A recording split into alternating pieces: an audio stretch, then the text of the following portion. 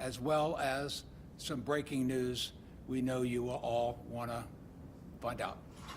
So first, I'd like to bring up our Chief of Police, Malik Aziz.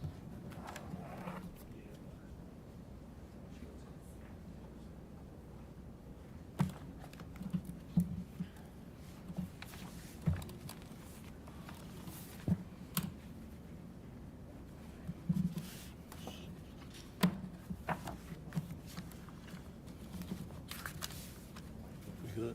All right. Good afternoon, and thank you for joining us here at Prince George's County Police Headquarters.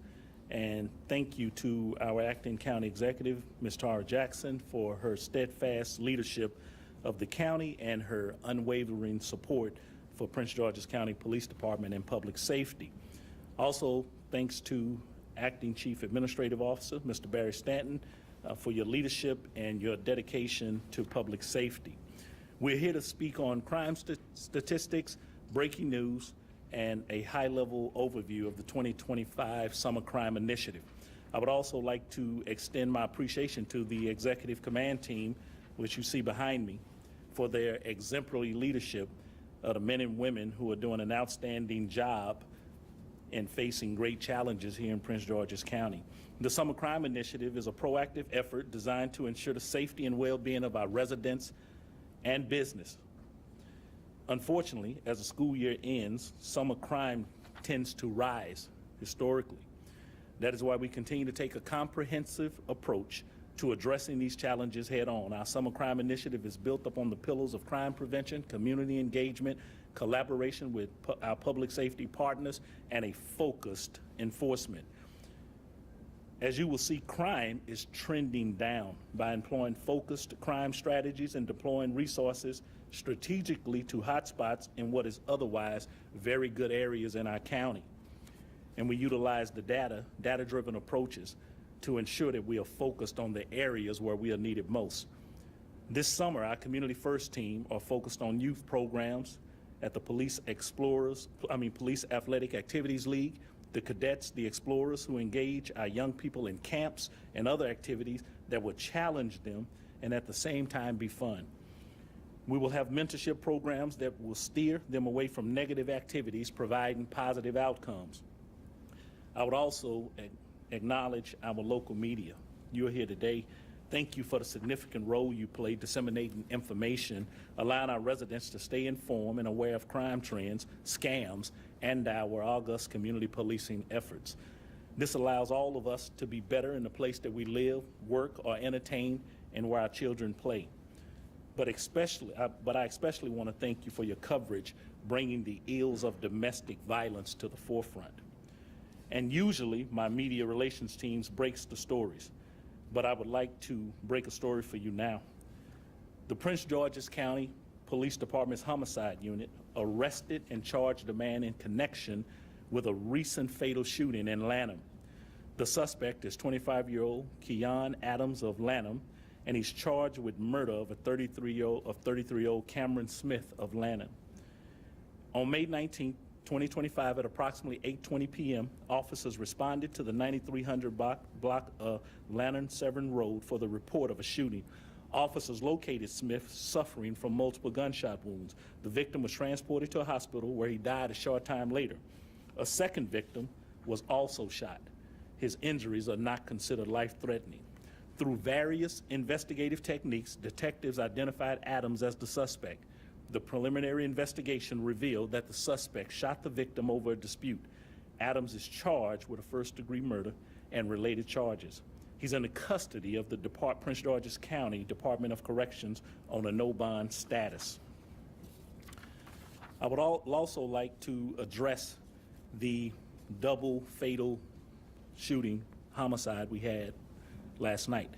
The Prince George's County Police Department's Homicide Unit obtained an arrest warrant in connection with a double fatal shooting in Fort Washington on Tuesday night. The suspect is currently in Washington, D.C., pending extradition to Prince George's County. He is 27-year-old Duane Goddard of Fort Washington. He's charged with fatally shooting two teenagers. They are 16-year-old Thomas Smith Jr. of Washington, D.C., and 16-year-old Michael Bassett of Temple Hills. On May 27, 2025, at approximately 9:35 p.m., PGPD officers were in the area of the 5500 block of Harris Place when they heard the sound of gunshots. The officers canvassed the area and located 2 victims outside of an apartment building in the 5200 block of Harris Place. Smith was pronounced dead on the scene. Bassett died a short time later at the hospital. A third teenager who was with the victims was also shot but was not struck. Responding officers observed the SUV suspected to be involved in the shooting, fleeing the scene and attempting a traffic stop. The driver refused to stop. Officers pursued the SUV into Washington, D.C., where he was taken into custody. The preliminary investigation revealed the suspect shot the victims during a potential illegal drug deal. The victims arrived to the scene in a vehicle that had been carjacked on St. Barnabas Road and Oxon Hill on May 23, 2025. Multiple firearms were recovered at the scene of the location. Goddard is charged with first and second degree murder and related charges. Anyone with information on this case or any other homicide case, please contact the detectives at 301-516-2512 or go on Crime Solvers online, pgcrimesolvers.com, or on your apps, P3 Tips, and you may give us anything on anonymous tips. With that said, I'll move into the 2025 Crime Progress Report and the Summer Crime Initiatives. Yeah, thank you. 2025 Progress Report, and I'll go through these pretty rapidly here. Next slide. The 2024 total crimes, as a reminder, property crimes were down -1%. Property crimes -11%, and violent crimes were down -2%, for total crimes being down -9%. We finished the year in 2024 with all crimes down, as you can see from those numbers. Next. The 2025 year-to-date crime statistics. Next. Total crimes are down 16%. Total crimes in 2025 so far, this year in 2025, we're down 16% in total crimes against 2024. Property crimes, next, down 13% from 2024. So property crimes are down. Total crimes, property crimes. Violent crimes, down 27%. 27% from last year, violent crimes. So that's total, property, and violent crimes are all trending down in those percentages. We're moving to a few categories. Assaults, down 12% from last year. Non-fatal shootings, down 16% from last year. Assaults with other weapons, down 23%. Assault with no weapon, this includes fights, pushes, grabs, spitting, threats, anything with no weapon, down 6%. Moving into burglaries, our burglaries 2025 are down 16%. Our commercial burglaries are down 13%. Our residential burglaries down 16%. Other burglaries, anything outside of those two categories, down 80%. Moving into domestic violence, our domestic violence is fighting between current and former partners, down 23%. The next slide, domestic violence non-fatal shootings is up 25%. The number we had in 2024 was 4 domestic violence non-fatal shootings. In 2025, we had 5. So we've had an increase of 1 this year. Domestic violence assaults, other weapons, down 26%. Domestic violence assaults, no weapons, down 23%. Homicides. We've had 9 domestic-related homicides this year. We routinely investigate homicides from other municipalities in Prince George's County, but those homicides are down 36%. For larceny or theft, down 6%. Thefts from auto, down 6%. Stolen vehicles, down 23%. And it should be noted that the other categories from Kia and Hyundai, while we seen a spike last year, that we experienced in a trending down started last year, it's continued this year to be on the decrease. Other thefts, down 5%. Robbery, down 50%.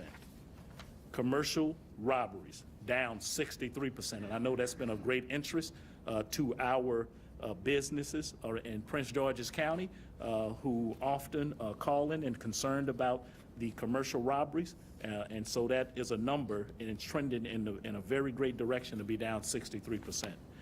Residential robberies are flat at 0%, and it's been 10 of those, so it's 10-10 for the year. Citizen robberies, down 44%. Carjackings, down 54%. Sex offenses are down 25%. Rape, 26%. Funneling, 24%. And I included a slide on hate and bias to show you where we are. It's been of particular concern here in the last, or this year, so to say, and late last year. As you can see, we've had against 2024 and what the increases are and the number total in 2 years, we've had 15. But this year, you see the total that we've had are 6 hate bias incidents that we've been able to identify. We'll move into the Summer Crime Initiative to give you the high-level overview of the Summer Crime Initiative. The initiative will begin on Monday, June 12th, 2025, and run through Sunday, August 30th, 2025. Crime stats for the summer 2023 and 2024 to date 2025 were applied against the targeted area action grids, in which we call tags or hexagons, to identify the areas with a higher than average number of incidents per crime. In 2025, the Joint Analysis Intelligence Unit, the JAIC, developed the tags, last year I should say, and developed the tags to reduce crime in specific areas. The tags are specifically targeted to a small area in order to give us the better chance to reduce crime. What we found is that crimes generally take place in small pockets. So we may have a very good area, but a small pocket of crime that needs addressing and not the entire area. So we're very careful to have focused deployment of resources to drive down those crimes.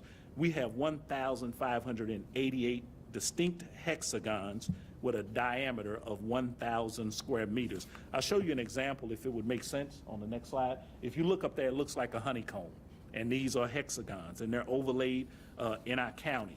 And we look at these hexagons and we identify, out of those 1,588 that I mentioned, we identified the top 25.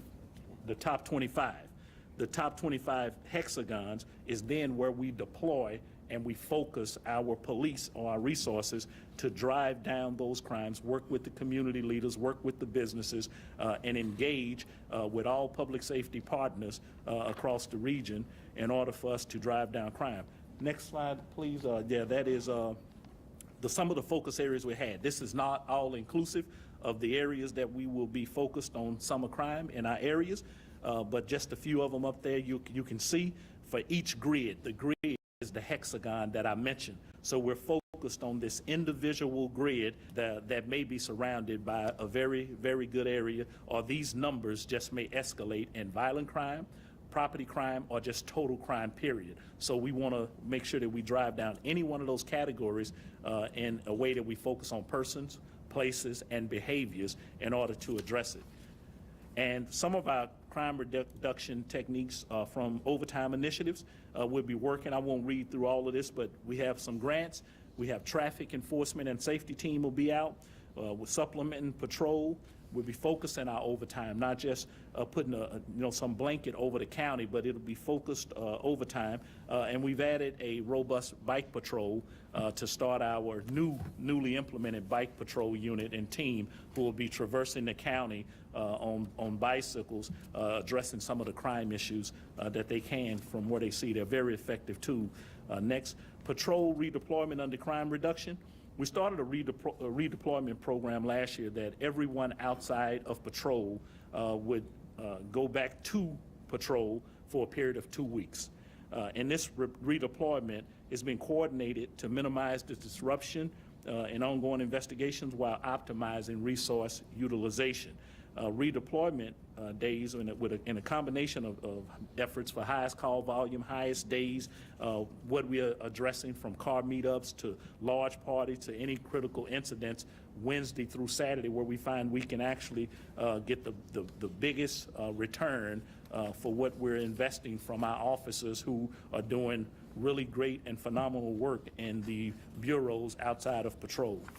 Next, we implemented the National Harbor Juvenile Curfew a couple of years ago, as many of you know, and we've had to test that a few times. The National Harbor, one of the places that we have a very direct intention to make sure that the business atmosphere, the residential atmosphere is not disturbed in a way that it produces a negative outcome. So we implemented those curfew hours. Our school resource officers during the summer, a lot of them, don't get a break until the summer, but they've been redeployed to the National Harbor, a few other locations, but mainly the National Harbor, to address some of the issues we have with the juvenile curfew. I think that on a couple of times so far this year, that's been tested, and we were able to mitigate that response in a very positive way from the information that we received from the residential clientele and the business clientele in National Harbor. We've gotten positive feedback from them in the way we handle it without being consumed with complaints. The community engagement aspect, a few of these Office of Community First, which is focused, Community First Division, been focused on some camps which I mentioned earlier, mentoring and leadership programs. We are very integrated into and involved in the Special Olympics on all aspects. We've been doing park, walk, and talks coupled with the community policing engagement efforts and enforcement. We have participated and will continue to do these food distributions, clothing drives, the ice cream meetups with the chief, community cleanups, and we'll have National Night Out occur during this summer crime plan.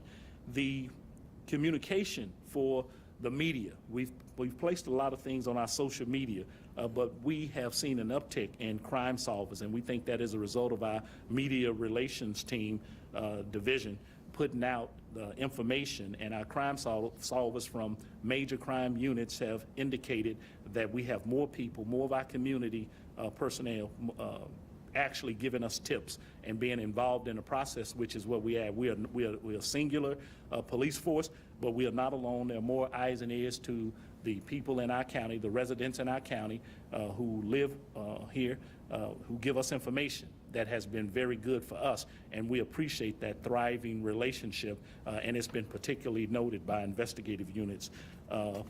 Before I take questions, I'm going to call up our acting county executive, Ms. Tara Jackson, and have her give you some brief remarks before we move into some questions. Ms. Jackson. Good morning. I want to start by thanking, of course, the good men and women of the Prince George's County Police Department for their hard work on crime. They have done a tremendous job serving the residents of this county, and I, for one, am very proud of them. And you see them represented by our command staff behind us. And certainly a special thank you to Chief Aziz for his leadership of this department. And as has already been mentioned, thank you to our acting Chief Administrative Officer, Barry Stanton. I also do want to take the time to thank the state's attorney, Braveboy, in her absence for the work that she's done on behalf of the residents of Prince George's County.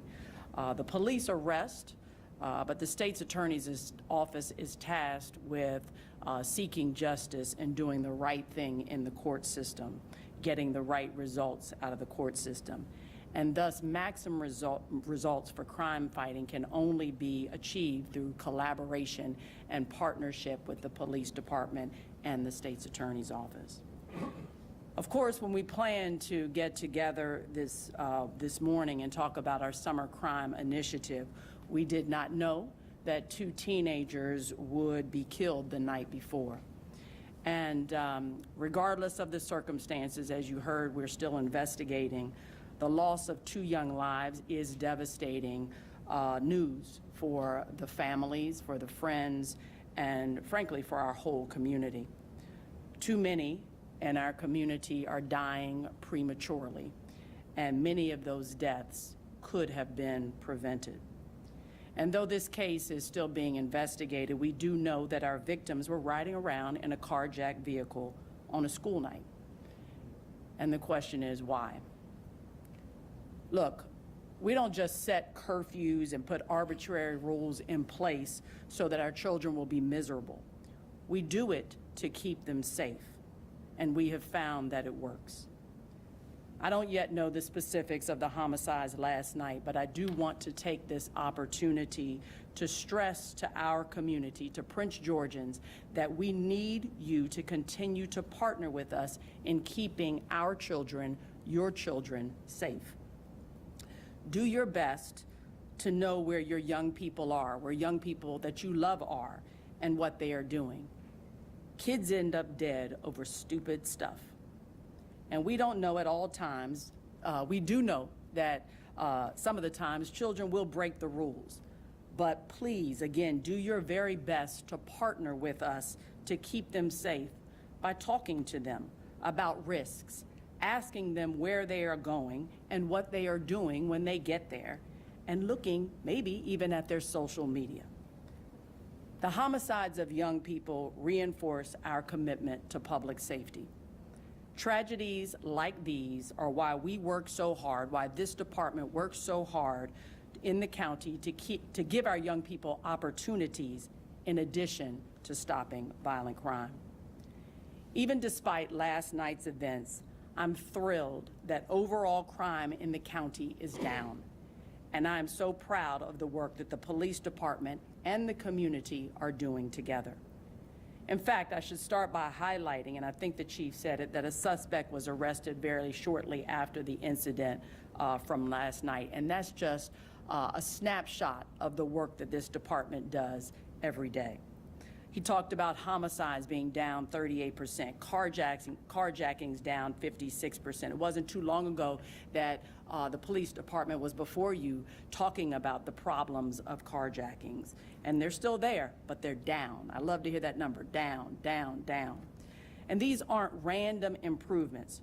We've focused our efforts to help reduce crimes and have been targeted in certain communities, and our deliberate strategic investments that we've made since day one are paying off. We're building the foundation for this success from the beginning. And from the county's perspective, investing in our police, in technology, in our partnership, and in our communities.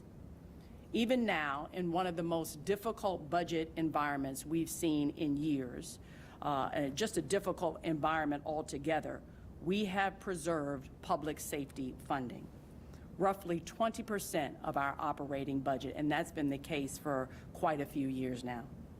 And not just public funding safety, but funding, as I said before, that supports opportunities for our young people, like the Summer Youth Enrichment Program and the Police Explorers Program that we've already talked about, the Police Athletic League.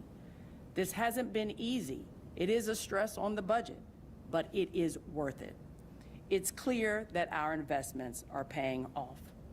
You've just heard Chief Aziz dive into the annual Summer Crime Initiative that includes strategic redeployment of officers, stepped up foot patrols in key corridors, and smarter use of real crime data through our real-time crime center.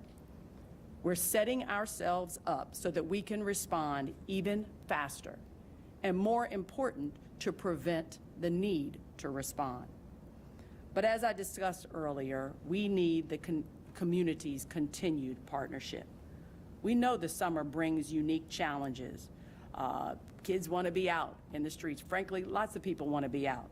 So we're not just increasing enforcement, but we're increasing engagement with the community as well. Public safety doesn't start with a patrol car, and it doesn't end there either. We're hosting more town halls, more public safety walks, more community events in general than ever before. We're trying to build trust with our community, keep the trust that we built, and we're staying visible. And we're continuing, thankfully, to train new officers, adding personnel to our police department, helping to meet the needs of this county, and working to address a shortage of officers with incentives that bring promising recruits to the ranks of our department. And while we celebrate our progress, we do need to be honest and about the ongoing work. Theft from autos still remains a concern, and we're launching new public awareness campaigns to help our residents partner with us to keep their property safe as well. We're also expanding our traffic enforcement, as you heard the chief talk about, especially in high accident areas where we've seen too many lives disrupted by reckless driving. Another key part of keeping our neighborhoods safe this summer. And I want to end by being absolutely clear. Our results are not luck. Total crime down 16%, 63% down in commercial robberies. They are a product of strategy, investment, and follow-through by the men and women of this department, by this county government, even in a year of so much uncertainty. We're proud of what's working, and we know that we're not done. When I took over as acting chief administrative officer, acting county executive, when I took over as acting county executive on December the 3rd, I believe it was, I said that I wanted to make sure that this government remained stable during my time in this office. And I believe that the work that the Prince George's County Police Department has done over the last 6 months, but certainly over the last several years, is evidence of the fact that we are able to maintain stability in this community, and better yet, we're able to improve. So thank you, and I know that we'll take any questions from you. Yes, just one question. Yesterday, DC Police Chief came and said some of they instituted a curfew, some of the kids that they came across were from there. So in the activity, we've already seen in the DMV concerning, juvenile violence, juvenile activity. Do you anticipate seeing more activity this summer? So, watching these community engagement issues we talked about would be enough to help, stem that increase in activity. Yeah. You want to answer? Oh, go ahead. I'll just start off by saying it's not unusual for children to travel between Virginia, Maryland, and D.C. Looking for things to do. And so I know that our department understands that, in fact, many of our crimes happen on the borders of those communities. And so they've targeted those areas. But to your question about opportunities for young people, I'll let the chief speak about those specific opportunities. Let me say a couple of things, because we get into quite a few things, but here is a real truth that is what our acting county executive said. Children travel, young people travel. They do not stay in Prince George's County. They go to D.C., they go to Virginia. If they reported that, I have no reason to think that it's not true, because we've also gotten many kids from D.C. on this side, and we've gotten kids from Virginia, and we have sent kids, so to those places, equally, not a direct sent, but they travel and they go to these places, and they're young people, and they go out where young people hang, as many of us in this room have done when we were teenagers, except then there's a few of those kids who like to get into some trouble, do negative things, and it casts a very dark light on not the hundreds of kids who just be there, but the 100,000, 150,000 kids who go out, young people who go out and do what they're supposed to do, just living their life. It's always important that I say that. The vast majority of young people are going out just living their life, looking for a way in life, just trying to make it to the next level, and they have some great parenting, and they have great role models, and they're just being young people. And then there's this small group, and they don't number a whole lot, and then they go out and do the things that are negative, and they get all of the attention. That's what happens. But let me say, we in Prince George's County, and even for the region for that matter, but in Prince George's County, we have our Community First Division. They're putting out all kinds of youth programs for people to take advantage of. And we see the participation is here when it should be here. And then we have other people that we partner with, other departments or agencies that we partner with from non-governmental organizations who are providing a robust and vibrant service, as the Maryland National Capital Parks and Planning, the Parks Department, who have summer programs, who are offering these things, our schools with Superintendent House, and the activities that he's doing in school year and out of school year to provide young people with an avenue to do those things. What we find is that our young people, the things that we offer, only a select group want to be entertained or partake in those. The others, they like to make their own way and do what they think is fun to them. And that right there poses a bigger question, not just for police or county government. It poses a question to our application in collaboration. How do we reach them? And the best way to reach young people is to ask them, how would you like to be reached? And not all of them are going to agree with that, but that's where we are with it. We'll take another question. Brad? Young people who make a different decision. There was a crime spree earlier this month involving breaking in cars. 120 one night, Laurel, Prince George's, so on and so forth. Chief Hamill on Laurel had a press conference. They arrested a 16-year-old kid. Got him tied to 120, he says. Car keys, stolen, all that stuff. DJS sent him right back home. Chief Hamill just had a press conference where he was blasting a broken system, saying his kid was held for 5 hours, and he's right back in the environment from whence he came. Does that continue to be a problem? I'll take it, and you can after you. Look, I don't know the specifics of that particular case, but I will tell you that all facets of our criminal justice system can do better, and DJS is one of those.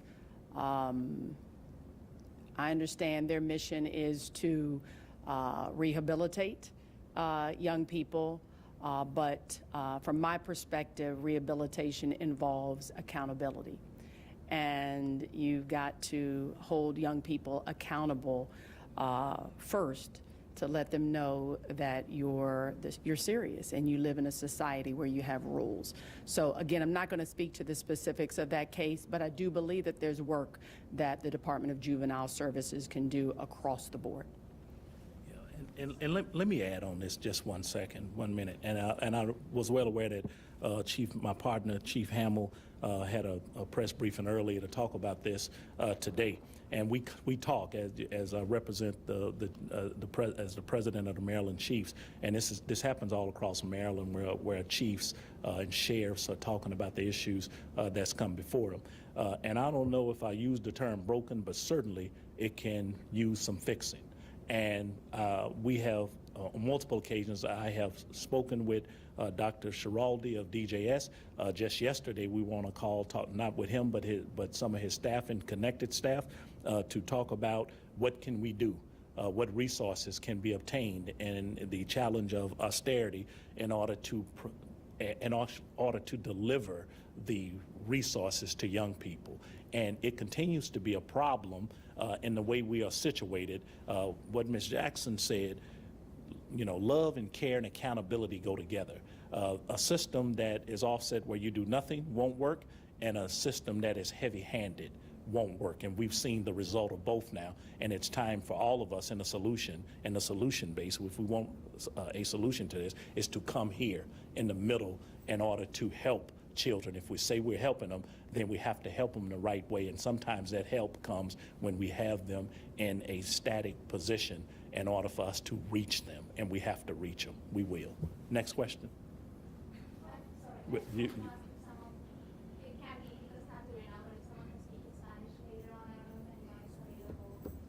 Okay.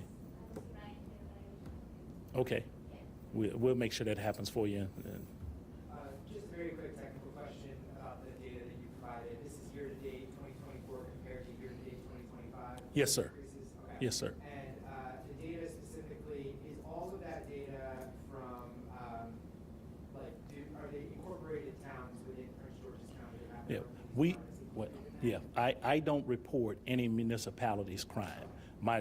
Even though Prince George's County Police can traverse the county as we can have countywide jurisdiction. We have some very robust and vibrant municipalities, and I leave it to them to report their own crime, even though I may know it. But I can tell you this, crime is down, including those municipalities. All crime in Prince George's County is down. Let me, since you brought that up, I want to say thank you to our municipal partners and all other partners across our federal partners and our state partners, but specifically, we have a great relationship here in this county with our municipal police chiefs, and we work hand in hand. We meet once a month, and many of them are in this building for my crime meeting every Thursday at 9 a.m. They are here talking crime with us, so our relationship is one for the betterment of Prince George's County, and so that's where we are. And just on topic as well, just talking about the programs and all that you're doing, I understand, all the programming and everything that you're offering in Prince George's County. But at the same time, I'm hearing both of you all kind of talk about, how to reach this small percentage of kids that you were talking about.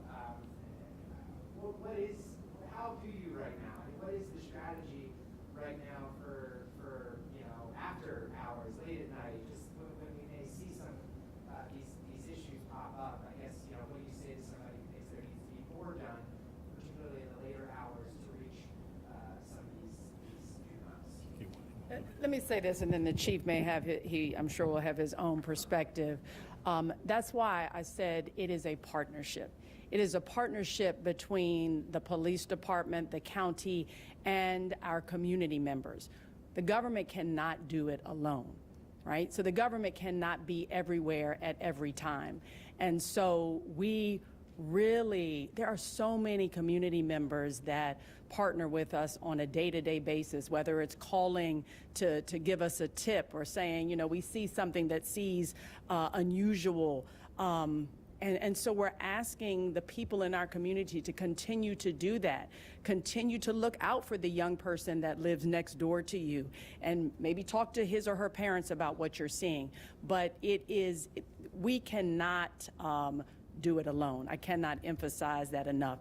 And so we need our community, our parents, our grandparents, our neighbors to all take this on with us together. Because as the chief said, it is a smaller group of young people that are really causing problems in our community.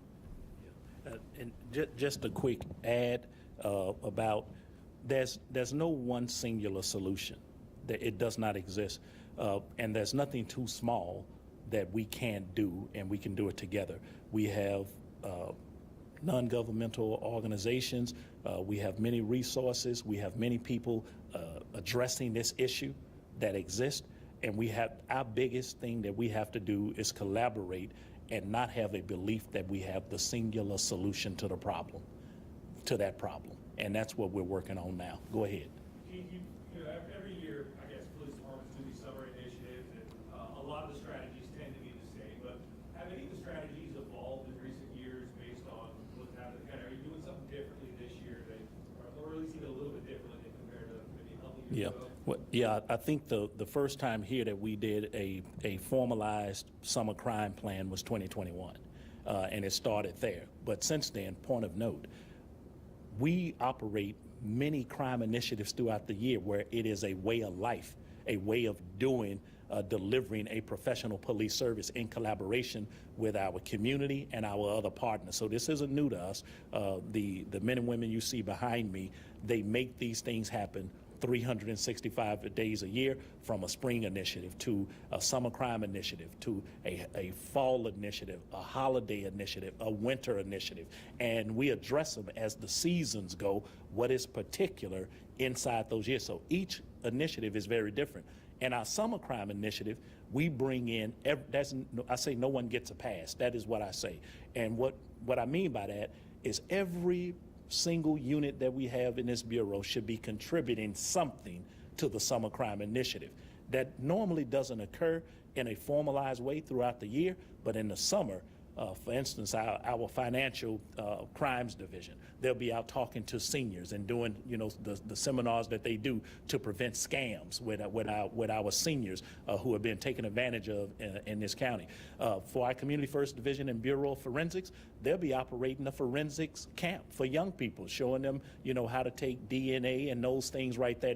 It's very different. It doesn't look like crime fighting, but it is. It's crime prevention. It's engaging our youth. It's looking at something different. So every unit who has something to offer operationally, administratively to the community, binding together, those things are all different during the summer because it's ramped up. The thing that's going to happen this year, though, we have our real-time crime center.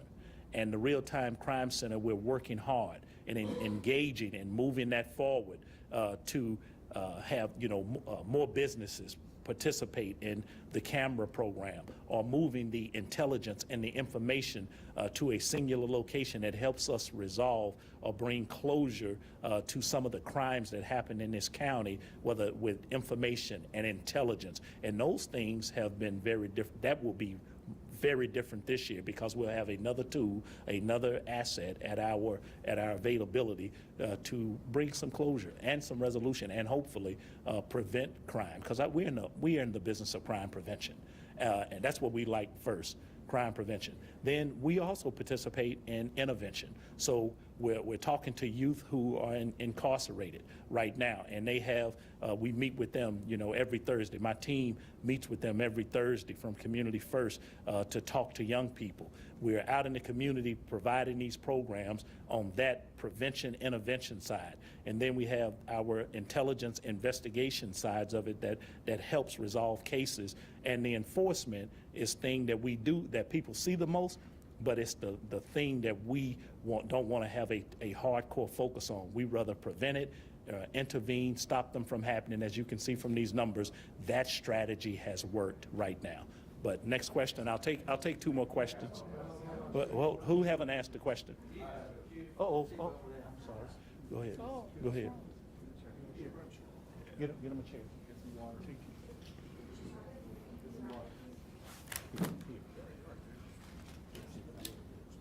Yeah. Yeah, I think so. Hey, take him up here. No, hey.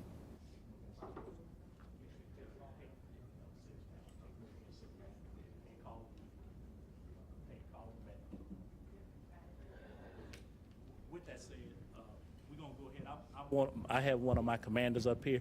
I think we've stood up here a very long time, and that can be very tiresome. Please, we're going to call an end to this presser right here. Thank you.